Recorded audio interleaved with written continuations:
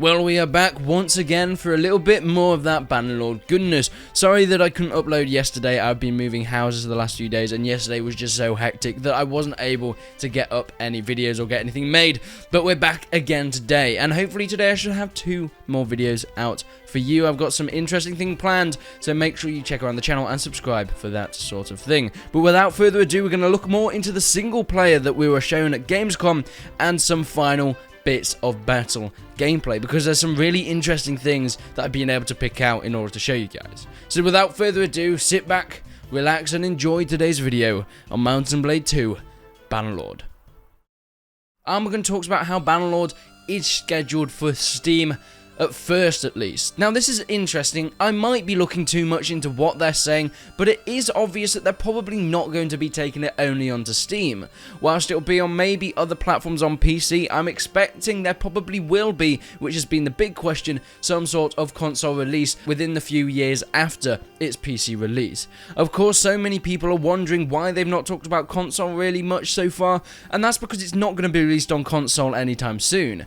It's first going to be on PC. Once they've got that right, they'll probably work on porting it over to console. I mean, think about it. Warband was ported over to console 6-7 years after its initial release, and whether it's that long between Bannerlord and the Bannerlord console, I doubt it, but there'll probably be a good few years of growth period there, and things that will need changing because it's a completely different platform and will need to be completely changed in certain aspects and certain areas throughout the game. But let's move on to something that they actually mentioned about the early access, which I think is pretty goddamn exciting. In the early access, I quote, "It will be playable and pretty much everything will be working with hundreds of hours." So this means that, yes, it's probably not just going to be the multiplayer as I first thought, it's actually going to be the single player as well, seeing as pretty much everything will be done and there'll be hundreds of hours of being able to play it. So I'm really excited to see what we can bring out. Now, remember that it is going to be out in early access, so it will be pretty much content full, but there'll still be bugs and testing for that, and that's really what early access is about. Most of the content should be in it, hopefully, and they have mentioned that this is what they're aiming for by the early access time. But remember, it's not going to be entirely polished just yet. But throughout the single player we can see gathering armies, but not only armies but multiple lords to help you if you need so. They can come and help you control or manage your armies throughout the battle and help you do some political stuff on the world map as well. We can see in the clothing tabs there's now 2 of them instead of just the 1 clothing areas in your inventory.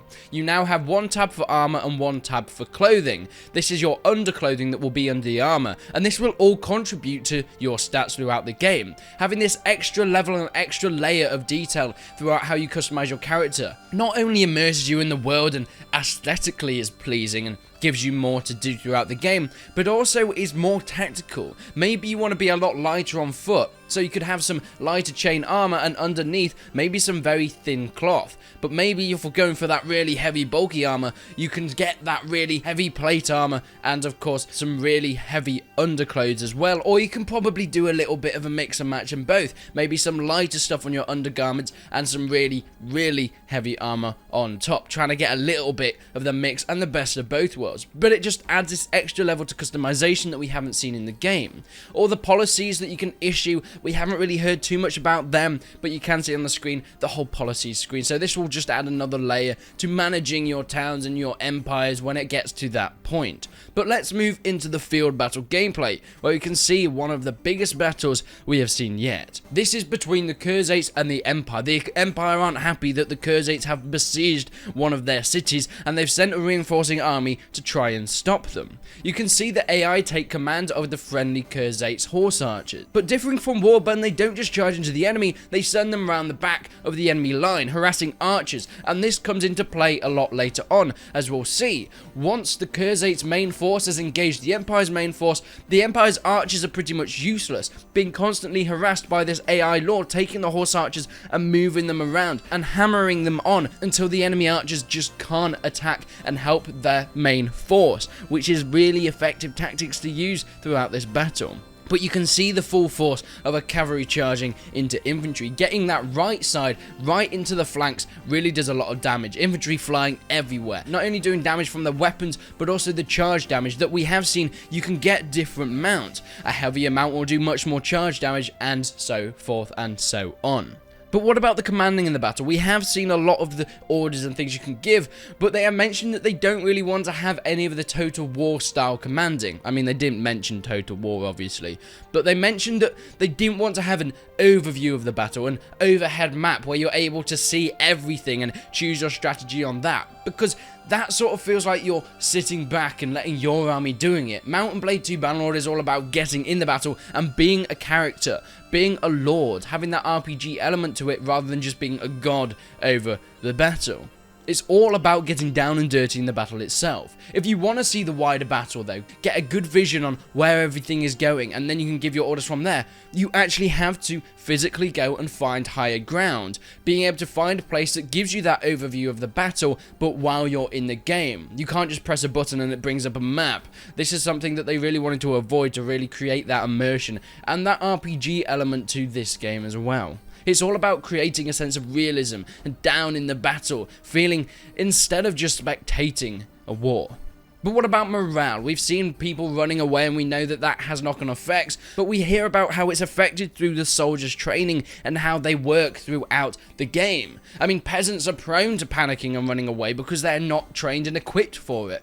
They don't have much to fight for here. They're not paid very well. They don't have the equipment. If they're charged at by heavy infantry, they're not having it. They're just going to run back off to their sheep. But imagine if there's an elite warrior in your army, a group of these elite guys, or just even more trained soldiers than the peasants. They're more likely to stand their ground for much longer, or even fight to the death, if that's what it comes to. Now, as I was watching this, I noticed something quite interesting.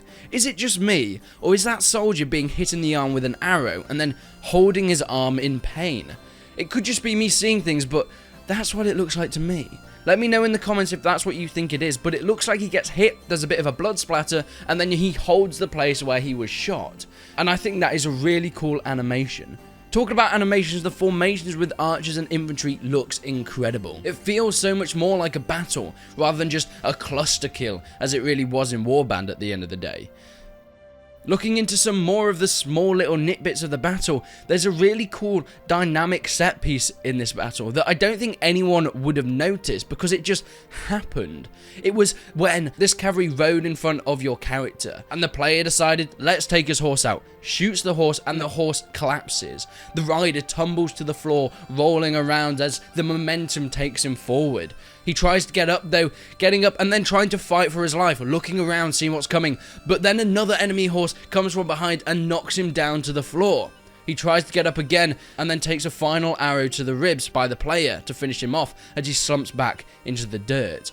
This is not scripted, this is not planned, it's just a mixture of great animations and AI making some awesome scenarios throughout the battle, being knocked down and trying to get back up and then taking another arrow and not quite making it all the way back. These are some awesome things that I expect we're going to see a lot of through the battles. After the battle, we get to see our first look into upgrading troops. Whilst it is similar to Warband, you can see the two ways that you can take each troop, whether it's cavalry, infantry, archer, and spearmen. Of course, the UI has been improved, and I really do like the way they've done the UI. Not using small things like just upgrading your troops take up the whole screen. You're able to see stats and things like that on the left-hand side, while it's just a little button underneath each troop that you're able to do. You can see on the world map as well, talk about what you can actually do with your armies, what we've heard from past developer blogs, talking about sending out raiding parties in the Empire's land. You can see here causing havoc and gaining resources and experience. You'll be sending out people to go and raid little villages and towns nearby, and they'll bring back resources. You can give them to your party or you can take them for yourselves, but this will also cause morale loss and a loss in economy of wherever you're raiding, which can have knock-on effects later.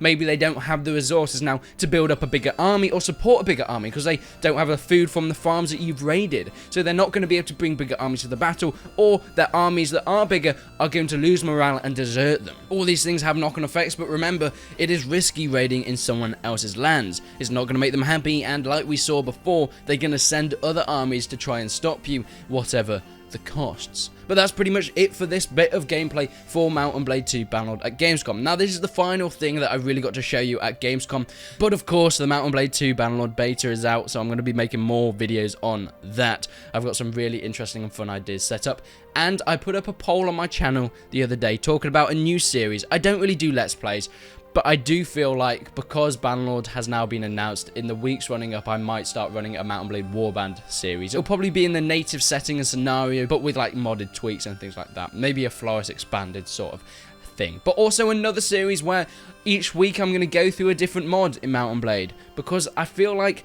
Warband is going to be something that unfortunately isn't going to last much longer from the release of Bannerlord. Unless Bannerlord is a total disaster, which I very much doubt it will be, I do feel like Warband isn't going to be the game that it is today. It's not going to have the player base and not going to have the viewer base on YouTube either.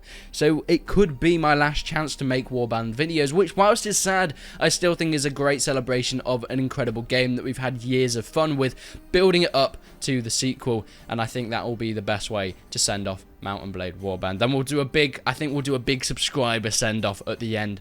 Just before Bannerlord comes out, we'll get everyone or as many people on a server as possible and do a big send-off to Warband. But thank you so much for watching. I really hope you enjoyed the video. If you did, make sure you subscribe to the channel and leave a like on it. Go and follow my Twitter linked in the description for all the latest news, and the Steam group for my YouTube channel is linked in the description as well, which I post announcements as soon as I upload a video. If you prefer that rather than turning on notifications on YouTube, because it sometimes doesn't work, make sure you go and do that. But thank you so much for watching, guys. Make sure you check out my other Bannerlord videos, and there'll be many more coming soon. But until then, I will see you in the next one.